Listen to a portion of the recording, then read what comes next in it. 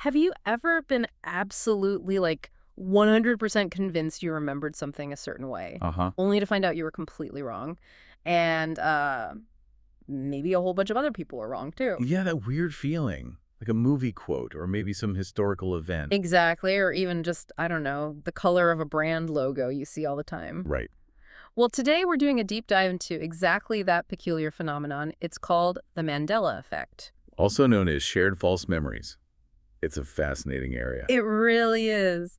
So, our mission here is to unpack some honestly pretty striking examples of this effect. And then look at the psychology behind it, right? Yeah. Why does this even happen? Yes, explore the cutting edge research, trying to understand the why, and then reveal some, well, surprising implications these memory glitches have. Yeah, implications for fields like neuroscience, even criminal justice. And how we learn. We'll be looking at insights from a recent YouGov poll in the UK, which is really interesting. Ah, the one showing how many Britons share these misrememberings. That's the one. And also research from Cosmos magazine and psychologists like Wilma Bainbridge. Okay, great. So where do we start?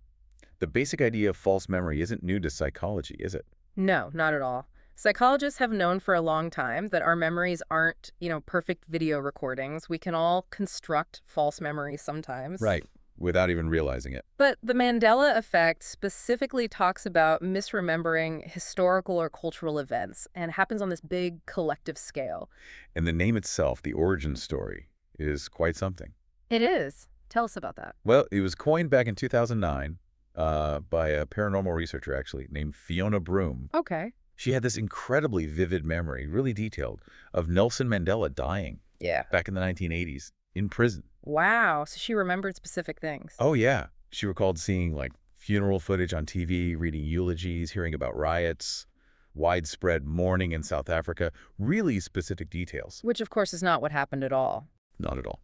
Mandela was released, became president, and died in 2013, a free man, age 95. So her memory was completely wrong, but very vivid. Exactly. And because she found other people shared this specific false memory, she initially theorized it was, well, maybe a glitch in the matrix. Okay. Or proof of parallel universes, that kind of thing. Yeah, that was her initial thought. And that idea, that specific false memory about Mandela, is what sparked the name Mandela effect that we use today. It's wild that a whole phenomenon got its name from that one. Very specific, misremembering. It is, and it shows these aren't just, tiny obscure details people are mixing up. No, definitely not. That YouGov poll you mentioned, the one on British false memories, really brings this home. These are often widely known cultural things. Like what stood out to you from that poll? Well, the Mr. Darcy Lake scene from the BBC Pride and Prejudice. Ah, Colin Firth. Classic. Right. Nearly half of Britons polled, 49% remember him emerging soaking wet from the lake. But he doesn't actually do that in the show, does he? He never does. He's just seen walking after having swum. He's damp, but not climbing out of the water. It's a subtle difference, but... But nearly half the people remember it wrong, in the same specific way. That's the key. Exactly. What did you find most striking in the data? Honestly, for me, it was the Walker's Crisp packets. Crisps. Really? Yeah, sounds mundane, right? But there's this near 50-50 split. About 39% correctly remember the salt and vinegar packets always being green. Okay. But almost the same number, 38%, insist they used to be blue. Yeah. And then they changed to green. Wow. That's incredibly specific for a crisp packet color. Isn't it? It shows how detailed these shared false memories can be, even for something so everyday.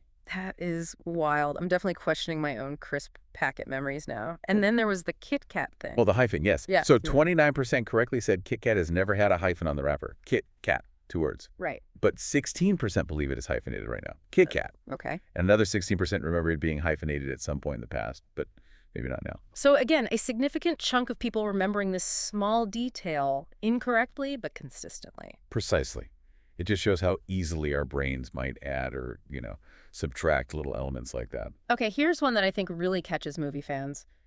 Darth Vader. Ah, yes. The line. The line. Nearly half of Britons, 48%, remember him saying, "Luke, I am your father." The iconic quote that isn't quite the quote. Exactly. Only 21% correctly recalled the actual line. Which is? No, I'm your father. It seems like a small change, but it changes the rhythm, the emphasis. It does. And this one really seems to trip people up consistently. Yeah, and what's interesting there from the poll is the age difference. No. Younger people, 18 to 24-year-olds, were much more likely to get it right. About 37% of them knew the correct line, Okay, compared to... compared to just 7% of the over 65s. Huh. So maybe newer generations are hearing the correct version more often through memes, clips, streaming. That could be it. Perhaps repeated exposure to the correct line is slowly overriding the popular but wrong version in collective memory for younger groups. That makes sense. Then there was Captain Pugwash, the kids' show. Right, and the supposed naughty names. Yeah. 29% of people polled believed the show had characters with double entendre names like Seaman Staines or Roger the Cabin Boy. Which it absolutely did not. This was a persistent urban myth. So Persistent, the creator, John Ryan, actually sued newspapers over it. He did. Only 20% correctly remembered the actual innocent names, like Tom the Cabin Boy, Master Mate, Barnabas, Willie. It just shows how powerful a rumor or a myth can become, embedding itself as a memory. Definitely. And it's not just words or events, it's visuals too. Purely visual things get mixed up. Like what? Like Shaggy from Scooby-Doo. Over half the people, 52%, believe he has a visible Adam's apple. And he doesn't. Nope, never drawn with one. Okay. Or Mr. Monopoly, the Monopoly Man. Ah, the monocle question. Exactly. A huge 6 out of 10, 59%, remember him wearing a monocle. He definitely wore a monocle, didn't he? He did not. Never has. Only 20% got that right. Wow. Okay, I stand corrected. See? It's easy to misremember. It feels like you should have one. It feels right, doesn't it? Like it fits the image of a Gilded Age tycoon. So Yeah. maybe our brains just add it in because it fits the schema. That makes sense. We fill in the blanks based on expectation. It's amazing how specific these are, though. It really is. And just going back to the original Mandela effect itself, the memory about Nelson Mandela, Yeah. it's interesting that in the UK poll, only 3% shared that specific false memory of him dying in prison in the 80s. Oh, that's quite low compared to the others we mentioned. It is, and lower than in the U.S., actually. A 2022 poll found 13% of Americans held that false memory. So there could be cultural variations, too. Fascinating. Okay, so we've seen the what, these really compelling examples of shared false memories. But now for the big question, the real deep dive. Why? Why does this happen? Right. And this isn't just a, internet curiosity anymore. The Mandela effect has spurred some serious psychological research. Especially by researchers like Wilma Bainbridge at the University of Chicago. Yes, exactly. She's been really interested in this consistency. Why are people so surprisingly consistent in what they remember correctly, what they forget, and crucially, what they make false memories about? That consistency is the key puzzle, isn't it? It suggests it's not just random errors. Precisely. And research going back even before the Mandela effect term was popular, like work by Philip Isola in 2011 and Bainbridge herself in 2013, Yeah. it pointed towards this idea of intrinsic memorability. Intrinsic memorability. Okay, what does that mean? It's the idea that some images just seem to be inherently memorable or forgettable. They have a kind of stickiness to our brains. So, like, some pictures just lodge themselves in memory better than others. Exactly. Yeah. And importantly, this seems to be independent of obvious things, like how attractive the image is or how visually complex or other things you might expect to influence memory. Huh. So it's something inherent in the image itself. That's the idea. And Bainbridge, working with Deepasri Prasad, decided to really test this with the visual Mandela effect. Okay. They looked specifically at these popular culture icons, logos, things that are actually designed to be memorable. Right, like brands and cartoon characters. Exactly. So they set up an experiment. They showed adults pairs of images, the correct version of an icon, and a commonly misremembered altered version. Like the Monopoly Man with and without the monocle. Precisely. Or Pikachu with his actual all-yellow tail versus one with a black tip, which many people falsely remember. Curious George, with or without a tail. Waldo. Those kinds of things. And people just had to pick the correct one. Yep, choose the one they thought was right. And what did they find? Did it confirm the Mandela effect? It did. They found that for 7 out of the 40 images they tested, people consistently chose the specific wrong version. Shared specific false memories. Okay, so confirming the effect. But did they get any closer to the why? Well, this is where it gets really interesting. They used eye tracking. Ah, to see where people were looking. Exactly. But they found no difference. People didn't spend more time looking at the wrong part of the image, like the monocle area or Pikachu's tail. Visual attention didn't seem to explain it. Okay, so it's not just that people weren't looking closely enough. Doesn't seem like it. And they also scraped Google Images, thinking maybe people had just been exposed to incorrect versions online somewhere. Right, like fan art or something. Yeah, but they couldn't find any single source of prior exposure that could explain these consistent errors across so many people. Hmm. So if it's not attention, and it's not just seeing wrong versions, then what? This led them to another experiment, drawing. They asked participants to simply draw these characters from memory. Okay. And sure enough, the same consistent errors popped up. People drew the Monopoly man with a monocle. They drew Waldo without his cane, another common error. Ah, so the error isn't just in recognition, it's in recall, too. It's how they've stored the memory itself. That seems to be the crucial insight. It suggests there might be something about the images themselves, maybe how our visual system processes them or how they fit with our existing knowledge schemas, that leads to these specific shared errors during memory construction or reconstruction. So the why might be kind of baked into the image and how our brain interacts with it. That's what the research is pointing towards, not just random noise, there's a pattern. Stepping back a bit then, what are the bigger implications of all this memory research? It goes beyond just explaining why we misremember cartoon characters, right? Oh, absolutely. It touches on some really fundamental aspects of brain function and has practical consequences. Like what? Well, brain imaging studies show that high-level visual and memory areas in the brain are actually sensitive to this memorability factor. So the brain reacts differently to these inherently sticky images. Yes, even outside of our conscious awareness, you see distinct patterns of brain activation, sort of neural signatures, when people view images that are known to be highly memorable compared to forgettable ones. Wow. And you mentioned this isn't just humans. Right. Similar patterns of remembering and forgetting specific types of images have actually been observed in research with rhesus monkeys. Which suggests this might be a pretty deep-seated, maybe even evolutionary aspect of how visual information is processed. It could well be. And this understanding is leading to some interesting tools. Bainbridge and another colleague, Coe and Edel, developed an AI, Okay. a deep learning neural network called ResMem.